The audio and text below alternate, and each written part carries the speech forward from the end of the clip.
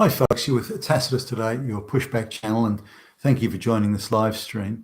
In this essay, I'd like to talk about this intractable, it just won't go away, this worker shortage, this all these unfilled jobs, millions of them, all across the Western world, and the most advanced economies that went through some variously savage lockdowns for the alleged epidemic, just can't seem to find workers to fill jobs. Now, I've made comment on this before. I just don't believe that there is a worker shortage. Certainly not in the way it's presented. And the only solution, according to at least the Australian government and other governments around the Western world, the only solution to this so-called worker shortage, which in itself is a myth, by the way, the only solution is to bring in shitloads of black, brown, illiterate peasants from the third world. That'll solve it. Now, that's of course utter nonsense, and you can tell it's a globalist propaganda play just from that alone.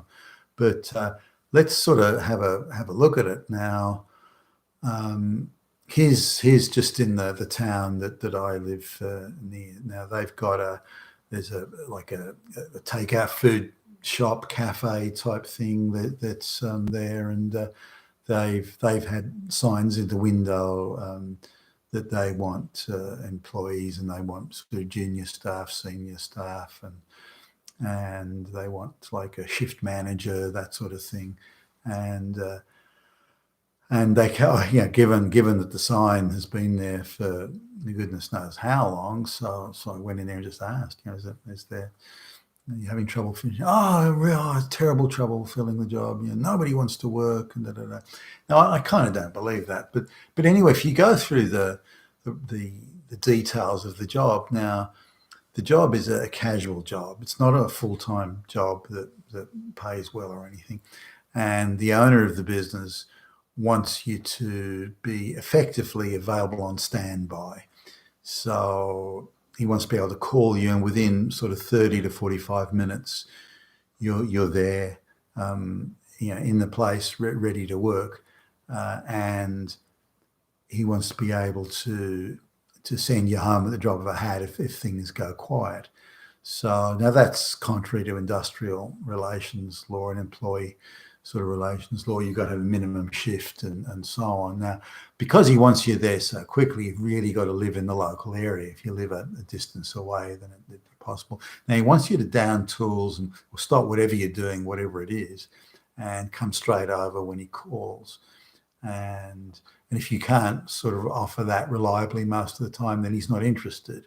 So it's him pushing workers away. So willing workers are coming to the door, but he said, "No, I want to do it this way. You have to swing from the chandelier, by your feet every Sunday. And if you won't do that, then I don't want you." "Oh, there's nobody out there wants to work." No, come on, that isn't it.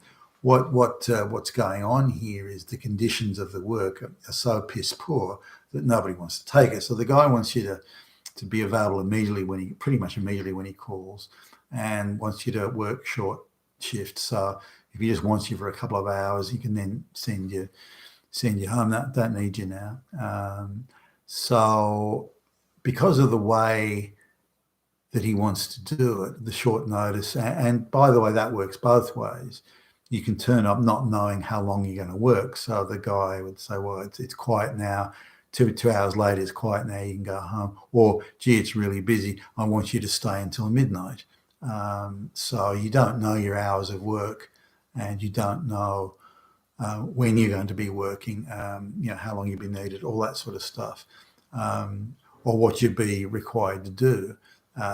You may be, say, table wait staff, but he wants you to wash the dishes, so you have to be willing to sort of do any job rather than what you may have some sort of particular expertise in. Now, I'm sure that suits his business because he can keep wages down to the absolute lowest and only employ people when things are busy. He doesn't have to plan ahead. He doesn't need any organizational skills. The minute things get busy, he's on the phone, "Come now." The minute it's quiet, go home, and that sort of thing. So the ability to plan and manage a business isn't something he now has to worry about, given the way he wants to do it. But even so, he can't easily find workers who are prepared to work those sort of hours and live that sort of level of uncertainty. And he's not in an area where there's a lot of third world peasants that have migrated here. So because he hasn't got that, or enough of them anyway, then they can come from further away, but then they can't come quick enough when he wants them. So they're no good to him simply because there's not enough of them in the area. So the reality is he's got a non-viable business, and he's not a good manager, this guy.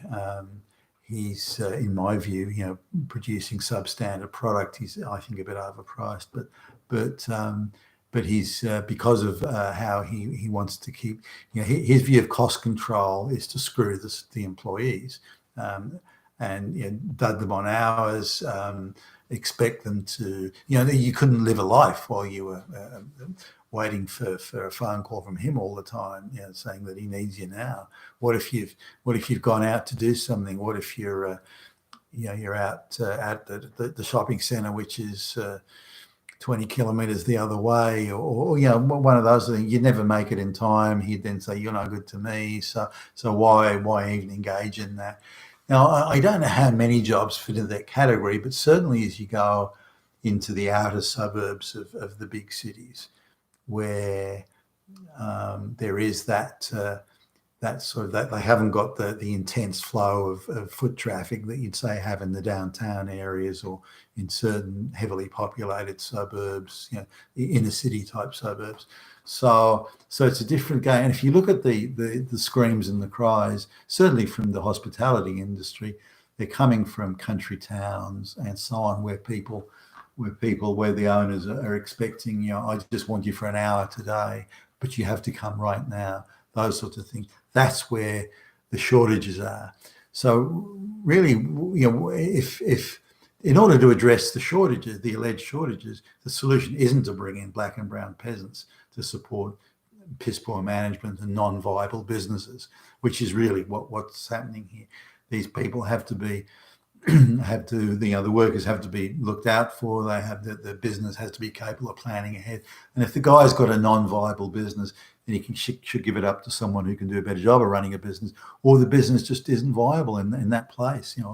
That sort of business isn't viable in that type of situation. So it should close down and something else go on. But that's where the problems appear to be. They're not actually in a worker shortage at all. There's been a complete junking of industrial relations and worker hours and worker protections. They just seem to have disappeared into the ether, and only people that are available to work, an hour here, an hour there, at short notice, and you can't live on that. So people that are getting any sort of government, benefit or unemployment benefit or something like that, they'd be crazy to accept work under those circumstances. All they need is a couple of hours work and they lose their government benefit. And once you lose it, then you have to wait 6 weeks before you can get it again. So, and there's no guarantee of hours in these jobs. So why would any young person, because it's mainly young people who do this, why would any young person do that? So, and it's even happening in the major chains now. I noticed is where someone has to start work at, say, 6:30 in the morning, and it goes till 10:30, and they can go off and do whatever, but they have to come back 4 hours later for another 4-hour shift. So they're really, their day is 13 hours long, considering their traveling time, while they've got that 4 hours, 4-hour break, 4 hours on again.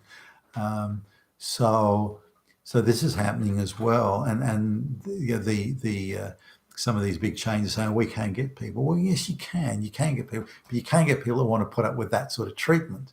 So change the hours, or change the pay, or offer some sort of a lunchroom where people can go, where they can wait the 4 hours. Sometimes they've got an hour's drive either way. It's almost not worth them going home. So there are things you can do to make the situation work.